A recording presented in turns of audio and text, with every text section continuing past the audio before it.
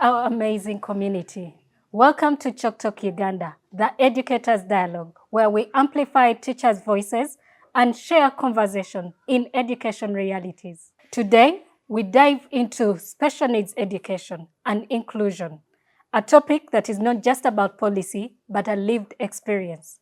In studio with me, I have two amazing educators whose work is significant in understanding what special needs education is.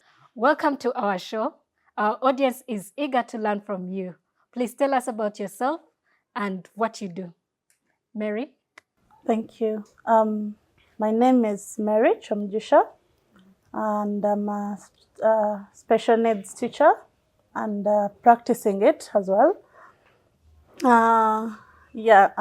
I've worked in several places and I'm glad to be here. Oh, we're delighted to have you. Let's also have the gentleman introduce himself. Wow, it's a pleasure to join the talk show. Lillian, thank you for the invite. Before you, our audience, it's Nyo Pius Opio, a disability and inclusion specialist. I'm a teacher and I love what I do. I've done some bits of work regarding inclusion and then classroom practice, advocacy, among others. I'm happy to share my experiences. I'm happy to be with the team and then see that the voice is amplified beyond rooms, beyond small circles. So thank you for inviting me once again. Well, thank you so much, our panelists today. We would like to know the story behind the inclusion. What's your story? Why special needs education? Wow, that's a long story, but I'll cut it up. Well, special needs is all about passion and also calling. It is not something you just wake up and say you're going to do.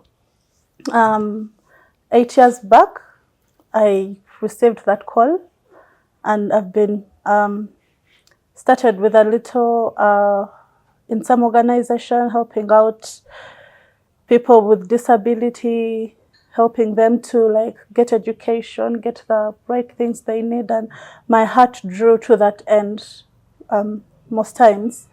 So growing up, I did my my diploma. After all school, I did my diploma in child development, which led me to do special needs and disability. Why special needs? Because it is where my heart lies, and I just love it because these are people that are barely heard in the community. Special needs is something like it is there, but they are there, but they're not really felt in the community. So they need a voice out there. They need someone to speak for them. And that is more of what I do, because I am a voice for them. I'm a voice to know, hey, they are sick. I can advocate for them in most things. So I am glad that is why I chose special needs. Well, your story warms my heart, and thank you for the work that you're doing. Indeed, it's a calling. And Enyo, as a disability inclusion specialist, why inclusion?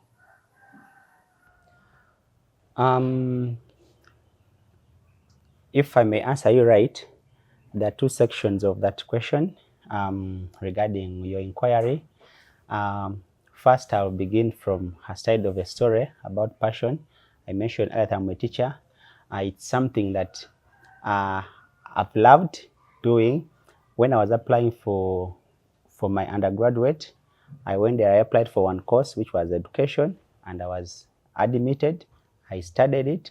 After all that, I have a brother who had mental impairment, who has mental impairment, to say it right, but this child struggled all through his education life.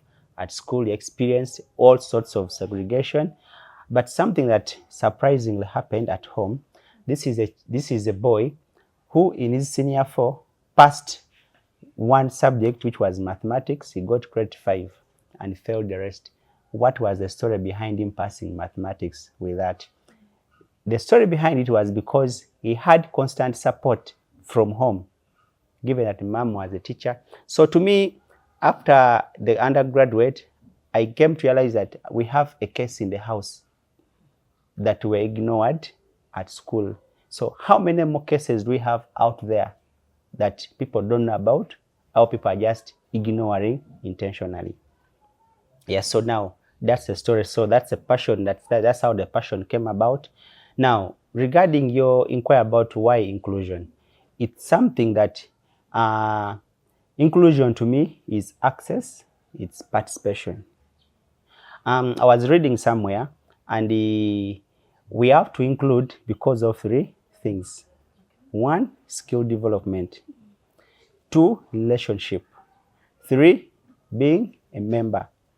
And now once you are in a group, you feel bad to be excluded. I'll give an example. When people are sitting and then for you you're told to stand up, you don't feel right.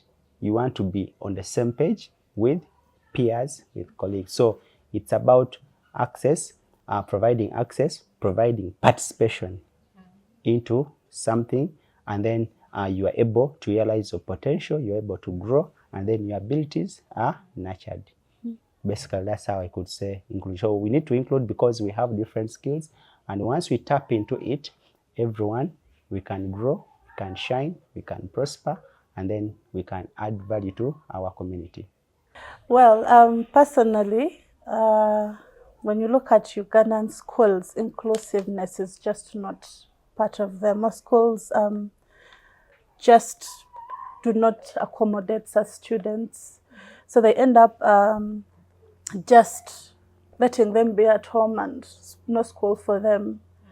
So I think I've not had, there are few schools, yes, that actually do embrace inclusion, but some do not. Okay, from a perspective of we want to understand what inclusion is, Enyo, what special needs and what is that we need to include? All right.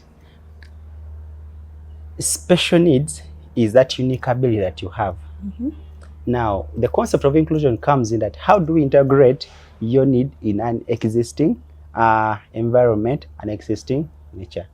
For example, you go to, let us begin from our cultural traits, that boys can't cook. But boys are beginning life alone. Now who's cooking for them? So if at all at home, families have developed these approaches of encouraging boy child and girl child both to do work equally. So they're being brought together. So now previously we had certain skills reserved for the given gender. Now that's from the home environment. Let us come to school, a special need. I will give you an example. You may have children in your classroom, and this learner, when he's giving responses orally, he can give you correct ones. Tell this person to write, he will struggle. I, for one, I struggle writing using my hand. I don't like it. It's some form of punishment. But if you give me to talk, I can talk. So now, that's a need. So now, how you include me in forms of assessment, you can ask me, I give you responses orally. While Mary, who loves writing, always okay with writing, writes that way. So in that case, you've catered for my need and you've catered for Mary's need at the same time. Yeah, so you're trying to strike a balance at the end of the day.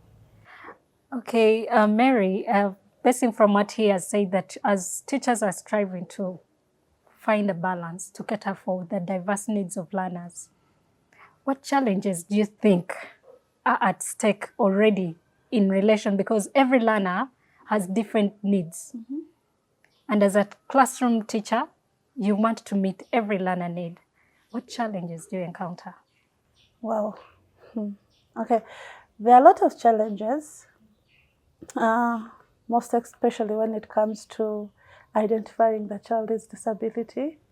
It is quite, you just need to give this child, it takes a process. It is not something that just wake up and say, hey, this will do best for this one, this will do best for this one. There are kids that love playing with manipulatives, Then there are those that are just going to count trees in the compound. So you just need to find what is suitable for each child. Then the learning resources. Most times schools do not, may have a challenge of providing these learning resources for the children. That could cause like the kids cannot access such things, which becomes a challenge, as well as lack of educated teachers in the schools that handle children in that category. They tend to we just need more teachers on board that can help these children to learn more according to their own understanding. Then most times some kids have different abilities, like needs. Each need comes with a different approach. I would say the challenge is us knowing what resource or what need, or how can we help the parent and everyone, like sensitization, something like that, for the children. You have talked about sensitization and the challenges. Do you think these challenges differ in context? The rural experiences, could they be similar to the ones in urban centers? They could, for the case of, I think it takes us to who defines the education structure. We have learning examples from different contexts. That, for example, the Western world, you may find that schools determine the curriculum. But back here at home in Uganda, the government overshadows everything and nothing can happen. So at the end of the day, if there's one challenge, it can be spread through in rural and urban. One difference that it could come about is the distribution of resources. It's easier to access resources in urban than rural. And then also the teachers' will to go and support in rural compared to urban schools. So that's where the difference comes in. But among that she mentioned, there's one group that I'm so much interested in, and that is the teachers with disabilities. Okay. Yes, teachers with disabilities. This is a group that, in disability, today you can have all the limbs, then in the next hour you get an accident, you become disabled. So you're a teacher. I'll also give you a reference to one of the stories that was played, I think on NTV, if I'm to be sure, about a teacher in one of the schools that I want to mention, who got an accident using a bike, and then she was admitted for overtime. Right now, as we speak, she has been put off work because of that, and they claim she's not mentally okay to continue working. So those kind of things. If at all a teacher is going through all that, that means the system, I'll call it, the system has a couple of challenges. But the hope is that inclusion is a process. It's a step by step. We are making strides towards that. And if you read about more challenges of inclusion, you may become depressed. I'm honest to say that. However, work that is being done gives us hope that one day we shall reach that point whereby everyone is considered and supported in the education system. You are still thriving in making sure that at least you meet the learner needs of these diverse settings. What strategies have you employed? Maybe from my programmatic end, I'll mention of what we're doing, and then I'll leave Mary to bring about the classroom experience. From our end, we thank the government for welcoming new ideas through the NGO world that's supporting. One of the things is they are giving out scholarships to these children. NGOs are supporting them. So that's one way of supporting strategy. Then the other thing is, I also learned that the government has increased the slots for persons with disabilities for government merit, those scholarships at public universities. And I have learned that previously it was 64, but I think beginning this year going forward, it could shoot up to over 300. Programs have come up and people have taken them up. Basically, like in my work, we do lots of teacher capacity building to support them, getting them with these skills, because it's a global agenda. It's not something basically for Uganda, for a school. No, it's a global agenda, SDG 2030, whereby quality and inclusive education is actually it's number 4 out of the SDGs. Yeah, so a couple of things have been done. Programs have come up. They are being piloted and then cascaded. Yeah, as we speak right now, it's a continuous professional development package has been done, shared with teachers. There have been gaps in teacher training. However, in addition to that, still, from the programmatic end, we are persuading government, different NGOs are persuading government to work on issues of accessibility. From your own experience, we have, if you realize that new buildings by government have ramps. Do you learn that? I will notice. You'll notice that you try to go to new hospitals being constructed. You look at the markets that are being constructed, new buildings that are for government, even the seed schools. So this thing is not out of the blue. It's because of increased advocacy that has brought this up. And we have a building act that stipulates that clearly. And then you also have the policy end of it, the Persons with Disability Act of 2020. Once you admit a learner with disability, the schools have 3 months to work on the accessibility. But now the question comes in play that who is following up? Now that's now the challenge. Yeah, so that's the problem end of it. And I will request Mary to bring the classroom. Okay, well, thank you. Classroom strategies in the midst of all the challenges that I've mentioned earlier. We have IEP, that is individualized education plan for each child. Let's say a child has, let's say, epilepsy, and you have to draw an IEP that will help this child achieve the little that we have. Now, as we know, epilepsy affects the brain. So when the content that this child is going to take in is just going to be little. They take in small at a time. So that's the IEP helps out with planning, and it happens once in a term or once in a semester, whatever, like according to the strategy of the school. And then we have other strategy. Another strategy could be the push in and pull out. So we get to know, just like he shared about his brother who passed math. So you get to know this child, which subject is he good at. Okay, now this subject is English. Let's go in the mainstream for English.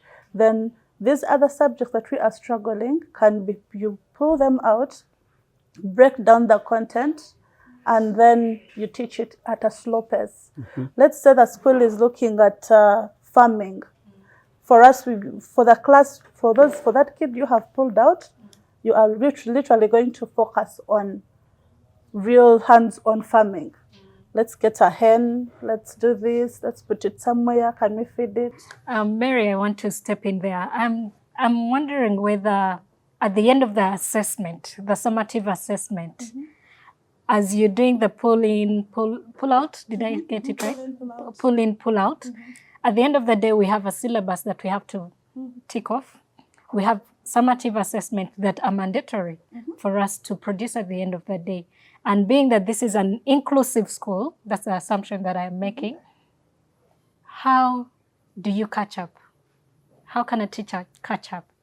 Thank you. So apparently, some of our kids, we look at the talent, where their passion is, where their goal is. Let's say where you look at the condition of the child. Let's say this child has hydrocephalus, spina bifida, or something like that. And then you'd say, okay, this child will not be able to make it to P7 or to secondary because of the conditions they have.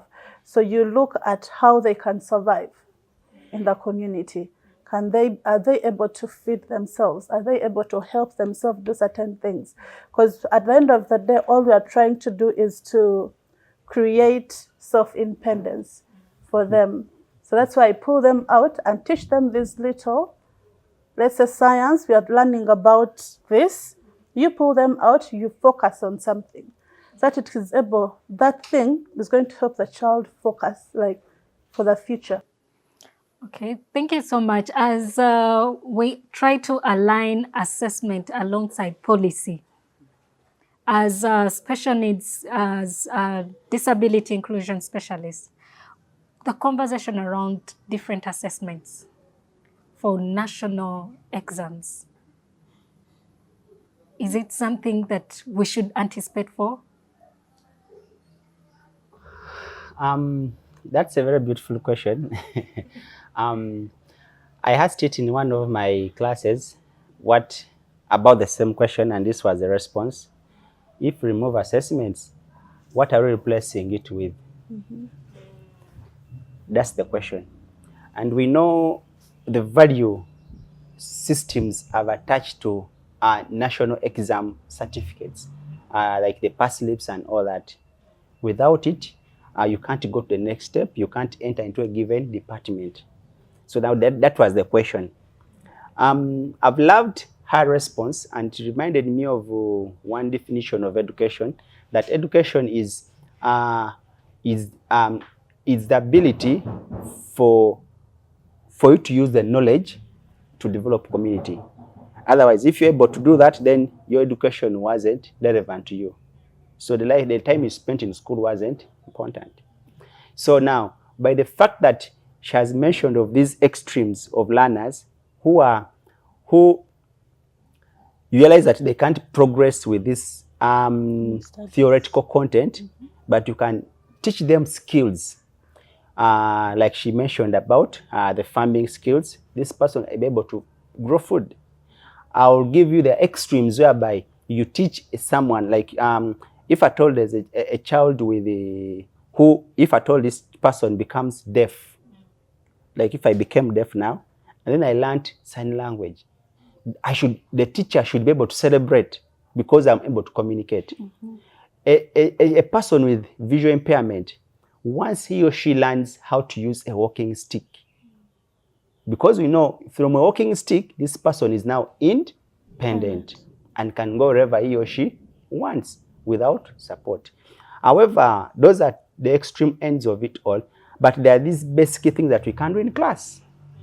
Positioning the learner, sit in front, the other one sits in the middle, putting up spaces within the classroom, using context that is relevant.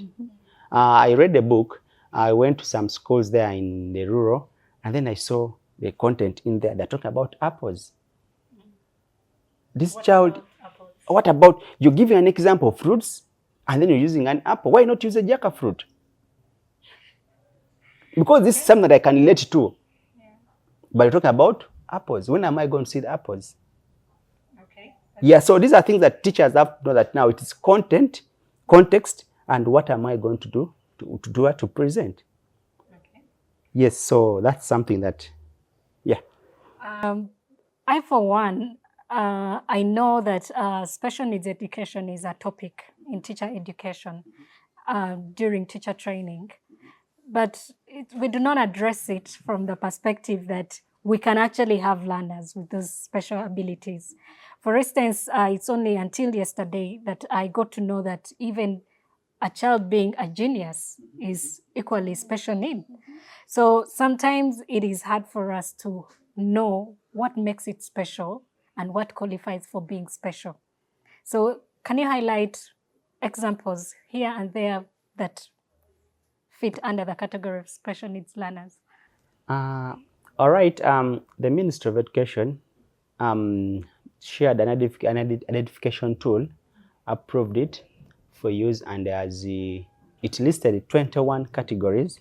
I may not be able to mention them offhand, but bring out the common ones. Mary, you should be able to. You're free to jump in. I'll begin with the gifted that you've spoken about. For them, they do things Perfectly. beyond their age that you can't. And now, in most cases, once they become free in the classroom, as teachers, we say they are stubborn, they are jumping up and down. They are not, because what you've given them, they have done it. It's not of their level. Some of the skills that teachers could do is, once you identify that, give them other tasks so that they can concentrate on thinking about them. The other point of it is will be it doesn't happen to everyone. It's 1 in a million. Other categories include ADHD, in full is attention deficient. Disorder. Disorder. This person can't concentrate for a while. We have kids who can concentrate for very more than 5 minutes.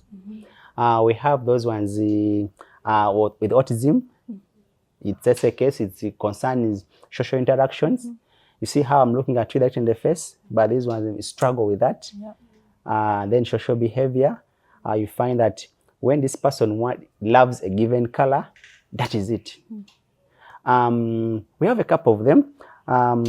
There's one that I struggle pronouncing. I struggle pronouncing. I think it is dyslexia. Dyslexia. There's that category as well. We have those that still also struggle with the numbers. Yeah, but we have a couple of them in there. At least our viewers will be able to mentally paint a picture of the category we are talking about, because even impairment, visual impairment is part of it, and the three of us qualify for special needs. Okay, going back to the conversation of inclusion, paint for us a mental picture of what inclusion could look like by 2030 or 10 years from now. Wow, that's a big plan, but let me see where to start from. So personally, inclusion, 30 years to come, I expect every child with special needs to be able to access education, because they are also human and they also deserve to be heard. So 20 years, 30 years from now, those people should be in school and able to access whatever facility they need in the community. Yeah. To me, years. You said how many years? 2030 as we're reviewing that. Okay, 2030. So that means we have less than a few years from now. But we can also give a preparatory time, which is 10 years from now. To me, as I said earlier, it's a process. We may not be 100% at it all, but it takes me back to, she mentioned about access. I'll concentrate on participation. It's something that is so important. The universal education scheme came up and everyone came into school. But are they participating? That's the question. Are they participating? Some statistics show you that, the recent UNEB results, most of them are increasing in number, which is okay. However, what's their transition to the next level? We don't have that data. So by that time, I envision increased participation and systems are able to support them. I'm envisioning teachers, increased number of teachers who have the abilities to teach these children. I come from a school of thought that argues that all teachers are special education needs teachers. We don't have a special needs teacher dedicated, but all teachers are teachers of children with special education needs. So the teacher training centers should be able to produce teachers who are able to teach an inclusive class. So that's my vision. Oh, just to add on, one more I would say is for every voice to be heard. Because we have some students with special needs that their voices are not heard, mostly when it comes to kids with severe disabilities and everything. So they're like, they cannot express what they feel. They do not know what they feel, and they are not heard if they're to speak up. So at least in the next few years, that's the area we can envision as well. You know, we cannot exhaust this topic. It is extremely broad. I have so many questions that are running through my mind, but we just have to come to the end of the show. And before we come to the conclusion, can you give us a message? Send out your message. Feel free to use any camera that you're comfortable with. Please, can you send out a message to people like you who are pushing for disability voices? My message is simple. We are living in a world of diversity. We have one choice: to be inclusive. We have so many differences, but having these considerations, what would the other person feel about it? How can I increase engagement? How can I support? That's something important. Relationship, skill development, and membership. It's something that's so important in our growing diverse community. Thank you. Personally, to every teacher out there that is doing special needs education with the students in your school, and the government, and whoever comes across this, you're doing a great job out there. Continue fighting for these children. I know, like, it is something that is quite challenging, but just keep the faith, and we believe that these children will get the best that they can in the future. Thank you. Thank you so much, our lovely panelists. Your work is really inspirational, and I believe our viewers are touched by your story. Please keep up the good work that you're doing. To all our viewers out there, if this conversation resonates with you, it shouldn't end just here. Let's push and advocate for special needs education, not just in the schools, but also in our communities. We need their voices to be amplified. Let's continue the conversation on our social platforms: TikTok, LinkedIn, Facebook, all Chalk Talk Uganda. Until next time, let's keep the light shining and spread love. Bye-bye.